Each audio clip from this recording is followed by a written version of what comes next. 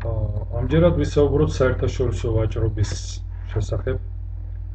ეს გახლავთ თემა, რომელიც თითოეული ჩვენთაგანის ცხოვრებაში მნიშვნელოვნად მონაწილეობს. თუ დავაკვირდებით ჩვენ ყოველივე იმას, რასაც შევიძენთ, საჭირო საქონლის სახით, აღმოვაჩენთ, რომ მათი უდიდესი ნაწილი წარმოებულია საზღვარგარეთ. განსაკუთრებით ეს შეგვიძლია ვთქვა ჩვენს ტანსაცმელზე, ანუ საფეიქრო დარგის საქონელზე.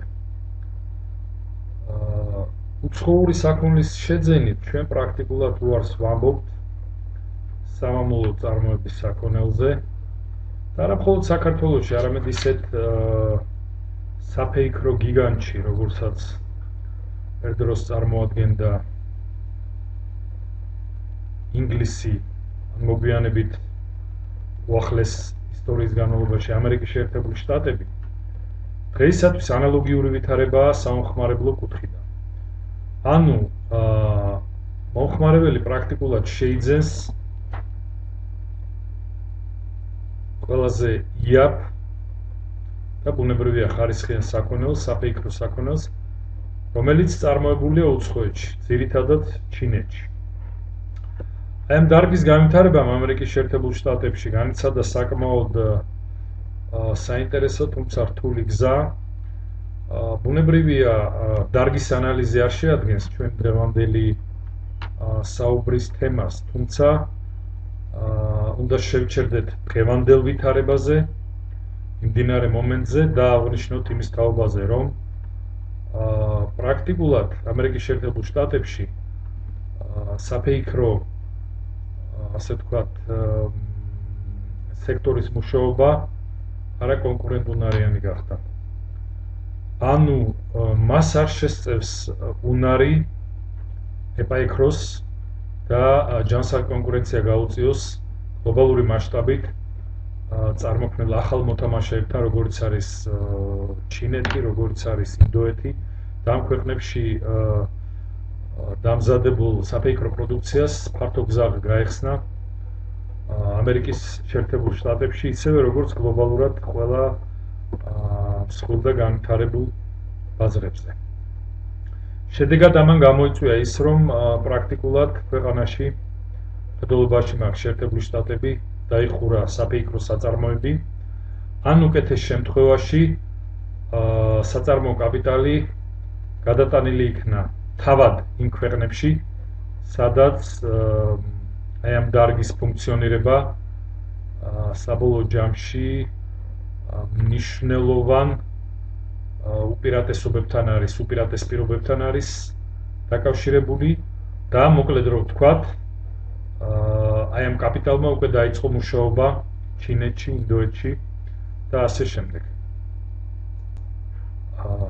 ჩვენ მიერ განხილულმა მაგალითმა ბუნებრივია უნდა დაბადოს კითხვა იმასთან დაკავშირებით, თუ როგორია ამ საერთაშორისო ვაჭრობის შედეგად ზოგადი სარგებელი იმპოულობს მეტსარგებელს, იმპოულობს ნაკლებს, ვინ რჩება მოგებული, ვინ არის წაგებული ამ შემთხვევაში. ანუ საუბარია იმის თაობაზე, თუ რა ხასიათის ზეგავლენას ახდენს საერთაშორისო ვაჭრობა ჩვენთვის უკვე ნაცნობ კეთილდღეობის ფაქტორზე. კერძოდ, ურთიერთმოვაჭრე ქვეყნებს შორის ვისია უპირატესი სარგებელი და საბოლოო ჯამში როგორია აი ამ სავაჭრო მოქმედებების შედეგად მიღებული სარგებელი იგივე ქმედებებისგან გამოწვეულ დანაკარგებთან შედარებით. აღნიშნულს ჩვენ შევეცდებით, ბუნებრივია ჩვენთვის უკვე ნაცნობი ანალიტიკური ინსტრუმენტების გამოყენებით, კერძოდ ისეთის, როგორც გახლავთ შედარებითი უპირატესობა. აი ამ შედარებითი უპირატესობის საფუძველზე ჩვენ გავაანალიზებთ თუ ამ კონკრეტულ საერთაშორისო ვაჭრობის კონტექსტში როგორია ქვეყნების სარგებელი და აგრეთვე როგორია საერთოდ საერთაშორისო ბაზრების სარგებელი აი ამ ქმედებების შედეგად. მიუხედავად იმისა, რომ ჩვენ ვისწავლეთ იმის თაობაზე, რომ საერთაშორისო ვაჭრობა სარგებელს ანიჭებს ყველა ვაჭრობაში მონაწილე ყველა მხარეს, ჩვენ ახლა შევეცდებით დავაზუსტოთ თუ როგორია ამ სარგებლის კონკრეტული დოზები გადანაწილებული მოვაჭრე მხარეებს შორის.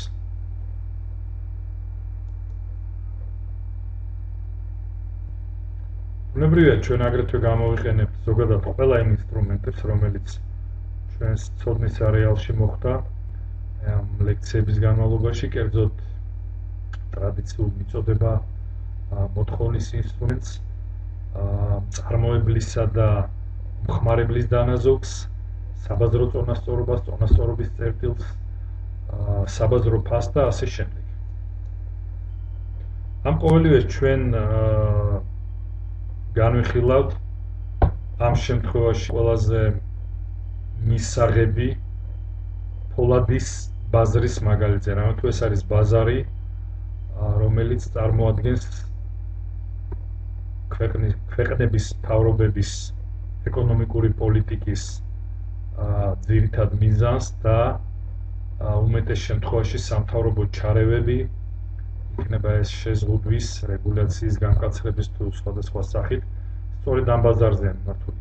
ამდენად ვფიქრობ, რომ ამ ბაზრის საფუძველზე გაკეთებული ანალიზი საერთაშორისო ვაჭრობისა ჩვენ საშუალებას მოგცემს მნიშვნელოვნად ჩავიხედოთ აი ამ ძირითად განმაპირობებელ მექანიზმებში.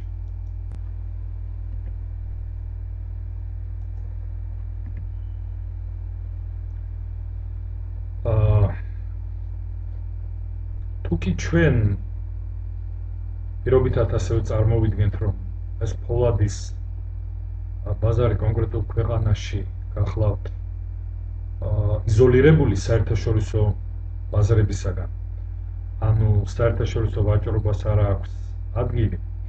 ასეთ შემთხვევაში ადგილი ექნება რიგ გარემოებებს, რომლებიც განასხვავებენ ამ კონკრეტულ ქვეყანას, მის ფოლადის ბაზარს სოფლიო ბაზარზე მიმდინარე ტენდენციებისაგან.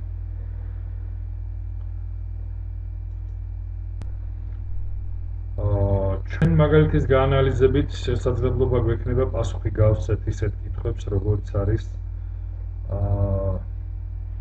თუ ვინ პოულობს ძირითად სარგებელს, თქვათ კონკრეტულ ქვეყანაში კონკრეტული ფოლადის ბაზრის იზოლირებული ბაზრის ერთ შემთხვევაში, ან მეორე შემთხვევაში საერთაშორისო ვაჭრობაში ჩაბმული ბაზრის ფორმირების შემთხვევაში.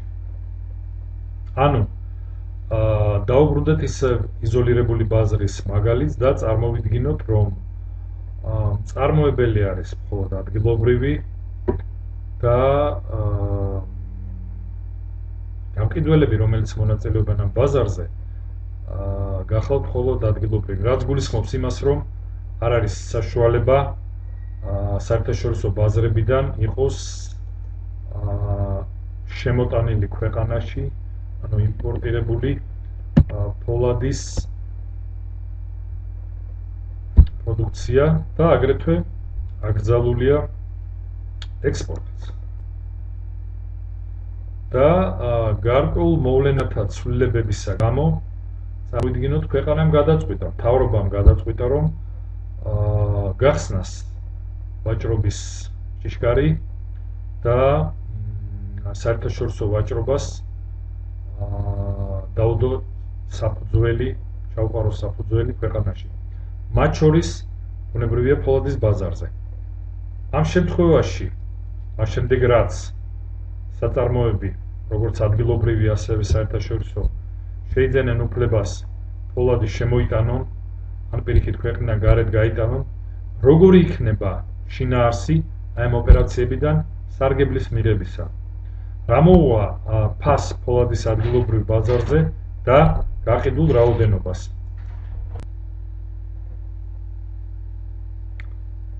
ანუ საბოლოო ჯამში როგორ ფორმას მიიღებს, როგორ შინაარსს შეიძენს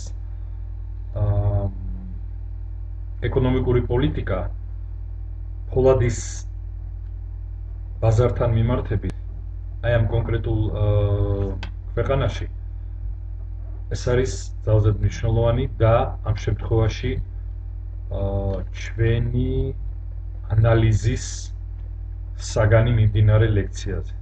ანუ საჭირო იქნება თუ არა რაღაც სპეციალური დამცავი ღონისძიებების შემოღება. თუ პირიქით რაც შეიძლება მეტი გახსნილობის შემოღება ეკონომიკურ პოლიტიკაში სავაჭრო პოლიტიკასთან მიმართებით იმისათვის, რათა საერთაშორისო ბაზრებზე არსებული ხარისხი, ფასები, სასაქონლო ნაკადები ეს ყველაფერი ასახული იქნას ამ კონკრეტულ ქვეყანაში ფოლადის ბაზარზე. ანუ განხდებით, რომ პრაქტიკულად ჩვენ აი ამ საკითხების ირგვლივ ვისაუბრებთ დღეს და საბოლოო ჯამში ჩვენ შევძლებთ მთლიანად გავიაზროთ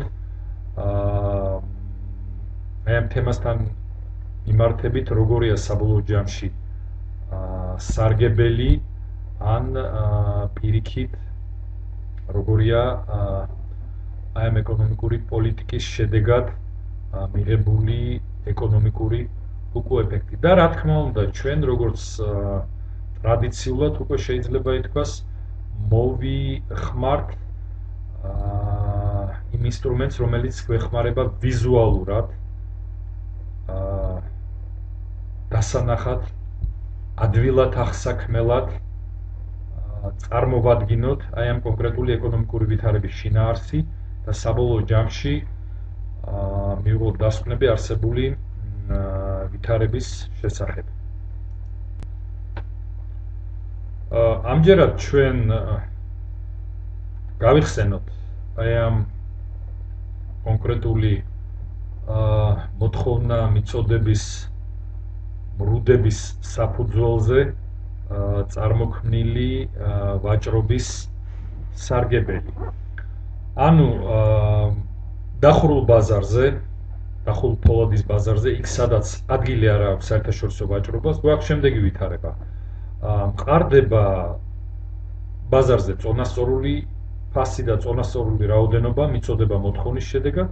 შესაბამისად ვიცით ჩვენ რა არის სამომხმარებლო დანაზოგი, ანუ ყიდველის მზაობა გარკვეული ფასი გადაიხადოს და ბაზარზე წარმოქმნილ წონასწორობის ფასს შორის სხვაობა, რომელიც სამომხმარებლო დანაზოგში გადადის, თითქმის იგივე პრინციპით უკუ მოდელით ფორმირდება მწარმოებლის დანაზოგი და მთლიანობაში ეს სამკუთხედის ფართობი ჩვენ ნახაზზე წარმოადგენს სარგებელს, რომელიც ვაჭრობის შედეგად არის, თუმცა დახურული ვაჭრობის პირობებში, სადაც საერთაშორისო ასე ვთქვათ მომწონდებელს და მწარმოებლებს არ შეუძლიათ თავიანთი პროდუქცია შემოიტანონ ამ ბაზარზე.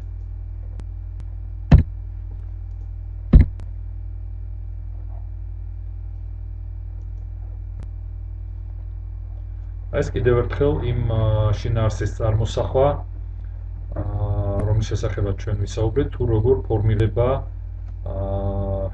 წონასწორული ფასი და წონასწორობის წერტილს როგორ ვიღებთ შიდა ბაზარზე. ანუ კითხვები, რომელიც ჩვენ ბუნებრივია, რომელსაც ჩვენ ვსვავთ იმ შემთხვევაში, თუ კი ბაზარი გაიხსნება, ქვეყნის ბაზარი და ქვეყანა ჩაებმება საერთაშორისო ვაჭრობაში. ასეთ ვითარებაში პირველ ყოვლისა ყურადღება მიექცევა ბუნებრივია მსოფლიო ფასს, რომელიც იმ შემთხვევაში თუ უფრო მაღალია, ვიდრე ჩვენი მაგალითის ქვეყნის შიდა ბაზარზე არსებული ფასები, ამ შემთხვევაში ეს ქვეყანა დაიწყებს ფოლადის პროდუქციის ექსპორტს. ბუნებრივია იმისათვის, რათა ნახოს სარგებელი საერთაშორისო მაღალი ფასისაგან. ან პირუკუ, თუ კი საერთაშორისო ბაზარზე ფასები ნაკლებია, მაშინ დაიწყება უკუ პროცესი ამ ქვეყანაში ფოლადის ნაწარმის იმპორტის.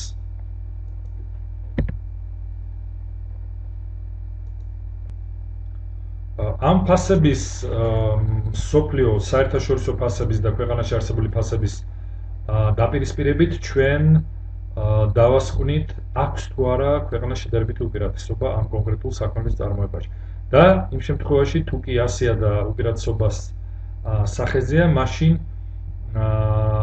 შიდა ფასი დაბალია მსოფლიო ბაზარზე არსებულ ფასებზე და ქვეყანა არის როგორც ვთქვით ექსპორტიორი ან პირიქით შემთხვევაში ქვეყანა გამოდის იმპორტიორი.